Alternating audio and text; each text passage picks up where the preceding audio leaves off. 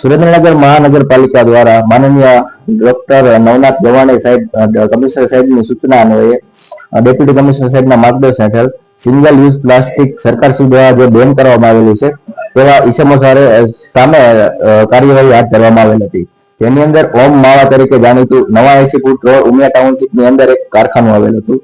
ત્યાં સુરેન્દ્રનગરની sanitation solid વેસ્ટની team દ્વારા એક કાર્યવાહી હાથ ધરવામાં આવી હતી, જેમાંથી અંદાજિત 41 બેગ સિંગલ યુઝ પ્લાસ્ટિકની જપ્ત કરવામાં આવેલી છે, જે 1 થી 1.5 ટન જેટલો મુદ્દામાલ જપ્ત કરેલ છે, જે અંદાજિત કિંમત જેની થાય છે 1.5 લાખ રૂપિયા જેવી પ્લાસ્ટિક જપ્ત કરવામાં આવેલ છે.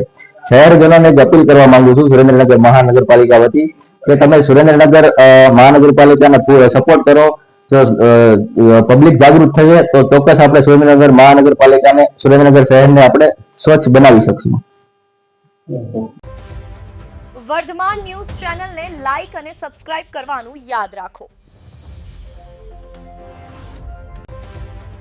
વર્ધમાન ન્યૂઝ ચેનલને લાઇક અને સબસ્ક્રાઇબ કરવાનું યાદ રાખો.